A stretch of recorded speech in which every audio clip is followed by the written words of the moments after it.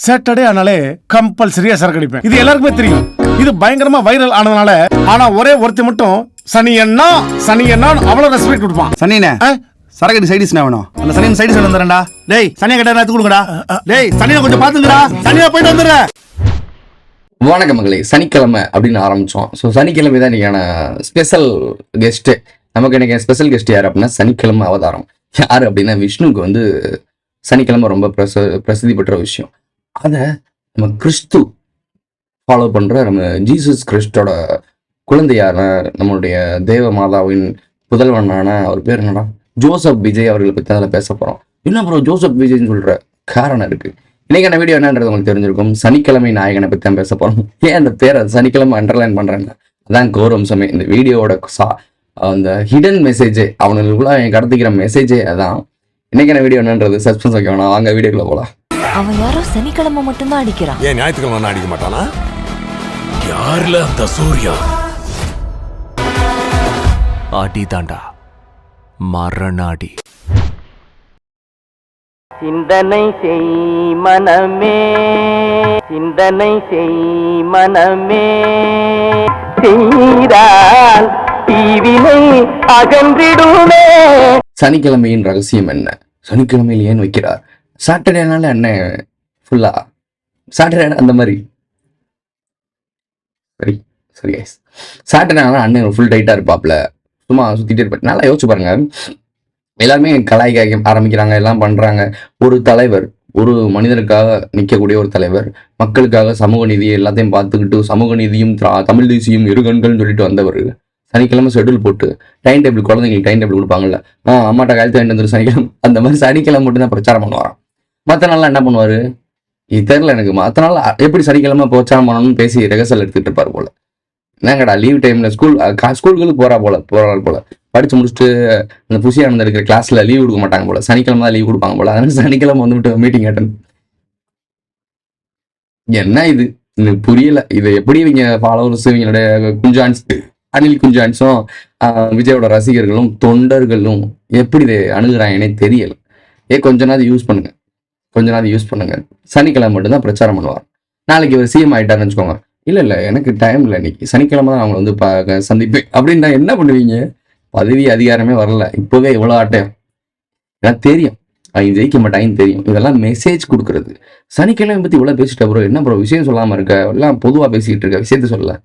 சனிக்கிழமை இன்னைக்கு புரட்டாசி 1 செப்டம்பர் 17 அவர்களுடைய முக்கியமான ஈவே ராமசாமி அவர்களுக்கு பிறந்தநாள், அப்புறம் மோடிஜி அவர்களுக்கு பிறந்தநாள். அதை விட எங்க அம்மா ராணிக்கும் பிறந்தநாள்.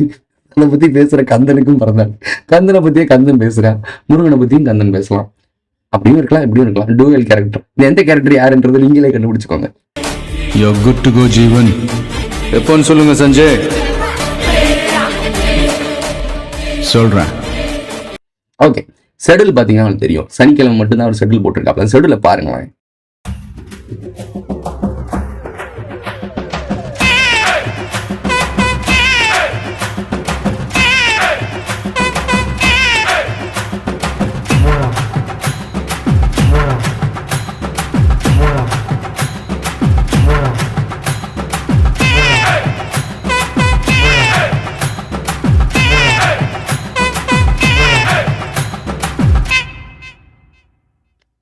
செப்டம்பர் 13 என்ன? ராணியின் உகந்த எண்.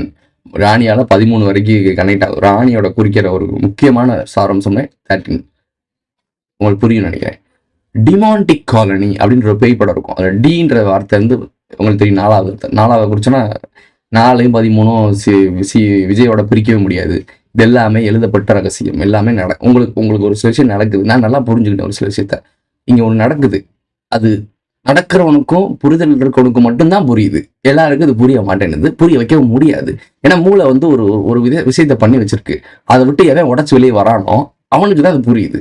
ஸோ இதில் நான் கிளியரா இருக்கனால தான் நான் வந்து தெளிவாக பேசிட்டு போயிட்டு இருக்கேன். புரியவன் புரிஞ்சுக்கோ, உனக்கு இது புரியலன்னா அது நானும் பண்ண முடியாது.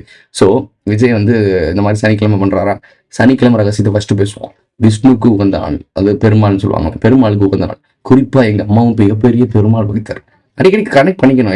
ஏன்னா நான் ஏன் இதை பேசுறேன், என்னால எப்படி இதெல்லாம் தெரிஞ்சுக்க முடியுதுன்றது தெரியணும்ல உங்களுக்கு. அதுக்காக சரி ஓகே. இந்த மாதிரி மேட்ரு.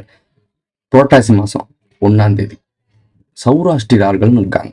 சௌரங்கியர்கள் அப்படின்னு சொல்லிட்டு இதில் வருவாங்க செல்லார் படத்தில். இதெல்லாம் எக்ஸ்ட்ரா துணுக்குகள் பிடிச்சிக்கோங்க. சௌரங்கியர்கள், சௌராஷ்டிரர்கள் அப்படியே அமைதியா இருப்பாங்க, இருக்க இடம் தெரியாத ஆட்கள் மாதிரி இருப்பாங்க. கோவிந்தா கோவிந்தான்னு சொல்லிட்டு புரட்டாசி மாசம் கோவிந்தா நடத்துவாங்க. நான் சின்ன வயசுல அவங்க வீட்டுல போய் சாப்பிடுவோம். அதாவது மக்களுக்கு சாப்பாடு போடணும், சமபந்தி போடணும், அவங்க போடுவாங்க. சௌராஷ்டிர ஆட்கள்லாம் வீட்டில் வந்து நான் சனிக்கிழமை ஆனால் கோவிந்தான்னு சொல்லி ஒன்று பண்ணுவாங்க. அன்னைக்கு வந்து பெருமாளுக்கு சாப்பாடு போட்டு படைப்பாங்க. எல்லாரும் வரவங்களுக்குலாம் சாப்பாடு போட்டு அதை காசு ₹1 2 வைப்பாங்க. முடிஞ்ச அளவுக்கு அவங்களால எவ்வளோ காசு வைக்க முடியுமோ வைக்கிறாங்க. அது எனக்கு புரியல, அது அப்போ புரியல. இப்போ வந்து யோசிச்சு பார்த்தா எவ்வளோ பெரிய மேட்டர்னு தெரியுது. ஓகே, அதுக்கு இதுக்கு என்ன ப்ரோ சம்மந்தம் அப்படின்னா, சனிக்கிழமை மட்டுமே இவர் பிரச்சாரம் பண்ணுவார். சனிக்கிழமை மட்டும்தான் உகந்த நாள் விஷ்ணுக்கு, அதாவது பெருமாளுக்கு. சனிக்கிழமை தான் கோவிந்தாவும் நடக்குது. கோவிந்தா யார் பண்றா? சௌராஷ்டிராக்கள் பண்றாங்க. சௌராஷ்டிராவின் தலைமை யாரு? ராணி, அதாவது மதுரை மீனாட்சி அம்மன். மீனாட்சி அம்மனோட பூர்வீகம் என்ன? குஜராத். குஜராத் பெண், சௌராஷ்டிரா பெண்ன்றது அவங்களே சொல்றாங்க. சௌராஷ்டிரனே சொல்றாங்க எங்களுடைய பூர்வீக பெண், எங்களுடைய அம்மன் அப்படின்னு சொல்றாங்க. அதை பத்தி நம்ம நிறைய சொல்லியிருக்கோம். கீழே லிங்க் கொடுக்குறேன், இப்போ பார்த்துக்கோங்க. அதோட நியூஸ் ஆர்டிக்கல்ல இருக்கு, நான் லிங்க் கொடுக்குறேன், பார்த்துக்கோங்க. எங்களுடைய தெய்வம்னு சொல்றாங்க, சௌராஷ்டிராவோட தெய்வம். ஆனால் தமிழ் நல்லா நோட் பண்ணி பார்த்தீங்கன்னா, சித்திரை திருவிழாவும் அழகு ராத்துல இருந்து சௌராஷ்டிரர்கள் தான் அதிகமாக கொண்டாடுவாங்க. 3 மாவடின்னு இவங்களுக்கு தனியாக ஸ்பெசிஃபிக்கான ஒரு ஃபங்க்ஷன் மாதிரியே நடக்கும். பெருமாள் வந்து தூக்கிட்டு போவாங்க, கள்ளலர் தூக்கிட்டு போவாங்கல்ல, அந்த கள்ளலர் கொண்டாடுறது மோஸ்ட்லி சௌராஷ்டிரா தான். நாயக்கர் மன்னர்கள் எங்க இருந்து? குஜராத்ல இருந்து இறக்குமதி பண்ணது யாரு? சௌராஷ்டிரார்கள் தான். இங்க அமைதியா இருந்துகிட்டு என்ன பண்ணிட்டு இருக்காங்க அவங்க? தெரியல, என்ன பண்றாங்கன்னு தெரியல. ஆனா அவங்களுக்கு ஏன் இவ்வளவு ஸ்பெசிஃபிக்கான ஒரு விஷயம்? இது ஏன் குறிக்குது அப்படின்னா, மீனாட்சியோட குறித்தது சௌராஷ்டிரா, சௌராஷ்டிராவோட உகந்த நாள் சனிக்கிழமை, சனிக்கிழமையோட உகந்த நாள் விஷ்ணு. விஷ்ணுன்றது எல்லாத்தையும் உலகத்தையே கட்டி ஆள அந்த ஒற்றை ஆற்றல், ஒன். அது இதே சனிக்கிழமை விஜய் அவர்கள் நடத்துறாரு. அவருடைய 13ஆம் தேதி நடத்தின பிரச்சாரத்துல வேலாயுதம் கொடுக்கப்படுது. அப்போ சௌராஷ்டிரா பெண் தலைமையோட மகன் கந்தன் சொல்லப்படுதுன்னா, கந்தன் கையில தானே வேல் கொடுக்கப்படும். சக்தியினால் கந்தனுக்கு வேல் கொடுக்கப்பட்டது. அப்ப முருகன் யாரு? கந்தன் யாரு? பாதி செக்ரட்டேரியட்டே அங்கதான் இருக்கும். அவன் பேரு எல்லாருமே ஒதுங்கி ஒதுங்கி போயிட்டா சண்டை செய்யறதுக்கு எவனாவது ஒருத்தன் நிக்கணும்ல. இங்க மயிலே நான் இறக போடாது. தப்பு செஞ்சவன் பயப்படணுமா, பாதிக்கப்பட்டவன் பயப்படணுமா? நீங்க சொல்லுங்க. ஜனநாயக நாட்டுல மேல இருக்கிறவன் தான் கீழே இருக்கிறவனை பார்த்து பயப்படும். விஜய் தானே.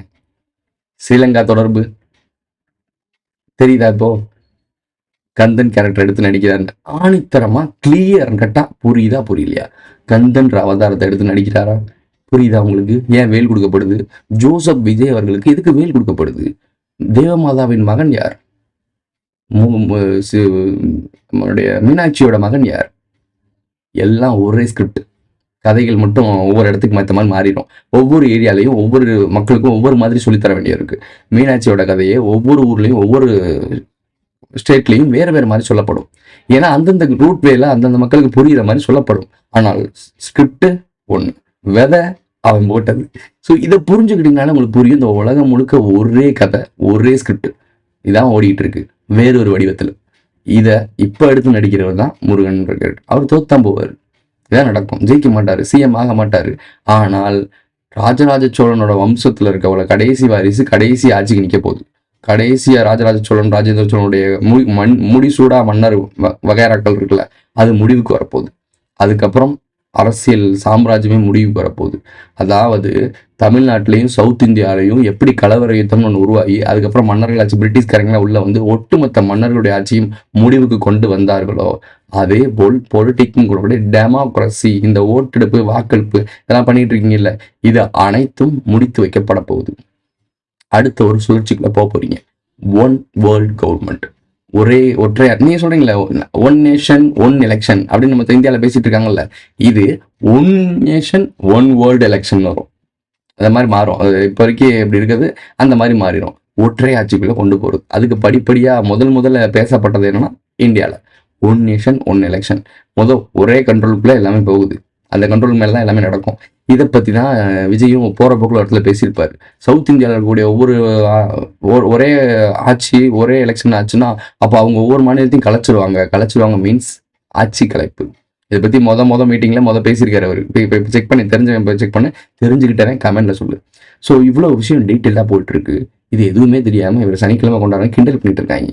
சனிக்கிழமை டைட் ஆயிடுவாரு. கிடையாது. சனிக்கிழமை மெசேஜ் சௌராஷ்டிரா கூட்டத்துலேருந்து ராணி கூட்டம், மீனாட்சி கூட்டம், இதெல்லாம் கனெக்ட் பண்ணி குஜராத் கூட்டம் கனெக்ட் ஆகிறதுக்காகத்தான் இந்த சனிக்கிழமை மெசேஜ். வேற ஒன்றும் கிடையாது. உங்களுக்கு தெரிஞ்ச மாதிரி வேற எவ்வளோ சனிக்கிழமை ஒரு படம் வந்துச்சுல, நானி நடிச்சிருப்பாப்ல, அதாவது தெலுங்கு நினைக்கிறேன், தெலுங்கு கன்னடத்தில் நானி வந்து இங்கே இருக்க சிவகார்த்திகேயன் மாதிரி அங்கே அவங்களுக்கு விஜய் மாதிரி அவர் வச்சுக்கோங்களேன். அவர் அங்கே இதே மாதிரி விஜய் சிவகார்த்திகேயன் மாதிரி கூட்டம். ஒவ்வொரு ஸ்டேட்லையும் இதே மாதிரி விஜய் ஒருத்தர் இருப்பார், இதே மாதிரி சிவகார்த்திகேயன் ஒருத்தர் இருப்பார். இந்த விஜய் சிவகார்த்திகேயன் கண்ணை கொடுத்துட்டு போவார், இவர் வேற இடத்துக்கு மாறுவார். சிரஞ்சீவி பாருங்க, சிரஞ்சீவின்னு ஒருத்தர் இருப்பாளா, யாரு சிரஞ்சீவி தான் நினைக்கிறேன், மேபி எனக்கு சரியா பேர் தெரியல. அவரும் அங்கே எலெக்ஷனில் நிற்கும் போது பயங்கரமான கூட்டம், இதை விட பயங்கரமான கூட்டம் வந்துச்சு. ஜெயிக்க முடிஞ்சா முடியல. பவன் கல்யாண் ஏதோ பண்ணி உள்ள வந்துட்டாப்ல. அவர் சிஎம் எல்லாம் ஆகலை, துணை முதலமைச்சராக தான் இருக்காரு, சிஎம் எல்லாம் ஆகலை. ஸோ புரிஞ்சுக்கோங்க, இங்கே வந்து ஆட்சிகள் மாற்றம் காட்சிகள் மாற்றத்தை மாற்றுறதுக்கு தான் அவங்க வந்திருக்காங்க. சிஎம் ஆகி முதல் கையெழுத்துலாம் அவர் போட மாட்டார். சிஎம் ஆகி முதல் கையெழுத்து யார் போடுவார்னா சின்னவர் போடுவாப்புல, கடைசி முடிசூடா மன்னன் போடுவாப்புல. அவங்க தெளிவாக பண்ணிட்டு இருக்காங்க. உதயநிதி ஸ்டாலினோட பையன் இருக்கான்ல, அவங்க பேர் எனக்கு தெரியாது, யார் அந்த பையன் பேர் தெரியல. அவர் இப்போ ரெஜெயின்ட்டை வந்து கையில் டேக் ஓவர் பண்ணிட்டாப்புல. ஆல்ரெடி இளைஞர் கட்சியில் ஒரு பொறுப்பில் இருக்காப்புல, அரசியல் கட்சியெலாம் போகும்போது அப்பா கூட போயிட்டு இருக்காப்புல. இதே மாதிரி தான் கலைஞர் இருக்கும்போது ஸ்டாலின் அவர்கள் போனார், ஸ்டாலின் இருக்கும்போது உதயநிதி அவர்கள் போனார், உதயநிதி இருக்கும்போது அவங்க பையன் போனார். இப்போ என்ன நடந்துக்குதுன்னு உங்களுக்கு தெரியுதா? அப்போ ஆட்டோமேட்டிக்காக அடுத்த சிஎம் சீட்டுக்கு வரப்போகிறது உதயநிதி ஸ்டாலின் தான். அது அவங்க ஸ்கிரிப்ட் தெளிவாக போயிட்டு இருக்கு. நீங்கள் தான் மாற்றி சீமானும் பாரிசல் அடிச்சு சீமானும் விஜய் அடிச்சுட்டு இருக்கீங்க. இங்கே தான் நீங்கள் ஃபோக்கஸ் பண்ணுவீங்க. அவங்களோட பிளான் தெளிவாக போகுது. நீங்கள் இந்த பக்கம் அடிச்சுக்கிட்டு உருளணுன்றக்காக தான் அவங்க பிளான் அங்கே தெளிவாக போகும். அப்போது இங்கே நடக்கிறது என்ன? ஸ்கிரிப்ட் படி தானே போயிட்டு இருக்கு. இதுல எது ஆளுங்கட்சி, எதிர்கட்சி, யாரு இந்த டைமிங்ல உட்காந்துக்க போறாங்க, யாருக்கு பங்கீடு அதிகம், இவ்வளவுதான். இங்க யாருக்கும் பவர் கிடையாது. பவர் எப்பயுமே அங்கதான் இருக்கும். அந்த பவரை இருக்க மாதிரி காட்டிக்கிட்டு உங்களை நம்ப வைக்கிறது மட்டும்தான் இங்க இருக்க பொம்மைகளின் வேலை. எழுச்சிக்கா பொழைச்சிக்கா. இதோட இந்த வீடியோ முடிஞ்சிருச்சு. இந்த பிடிச்சிருந்தா லைக் பண்ணுங்க, கமெண்ட் பண்ணுங்க, சப்ஸ்கிரைப் பண்ணுங்க, மறக்காம இல்லைங்க நல்ல போட்டு இந்த ஃப்ரெண்ட்ஸ்லாம் ஷேர் பண்ணுங்க. உங்களுடைய கருத்துக்களை கமெண்ட்ல பதிவு செஞ்சுட்டு போங்க. சேனல்ல மெம்பர்ஸாக ஆட் ஆகி எனக்கு சப்போர்ட் பண்ணணும்னு நினைக்கிறீங்கன்னா ஜாயின் பட்டன் போட்டு மெம்பர்ஷிப்ல ஆட் ஆகிக்கோங்க. Super thanks. சூப்பர் சேட்லாம் பண்ணணும்னா எஸ்என்எஸ் தட்டி விடுங்க. அடுத்து ஒரு நல்ல வீடியோ சந்திப்போம். ஐடபிள்யூ லைவ் போட்டுட்டு இருக்காரு. நான் வீடியோ பேசிட்டாக்க நாங்கள் போய் ஜாயின் பண்ணணும். கரெக்டா? நீ இந்த மாதிரியா வந்தாதான் மோத கரெக்டா இருக்கு. பத்தல நடிப்பு, பத்தல கண்ணில் பயம் தெரியுது. உன் பையனை உன் கண்ணு முன்னாடி தொடுற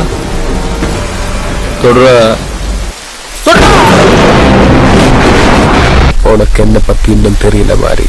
I am a very very bad man. If you are bad, I am your dad.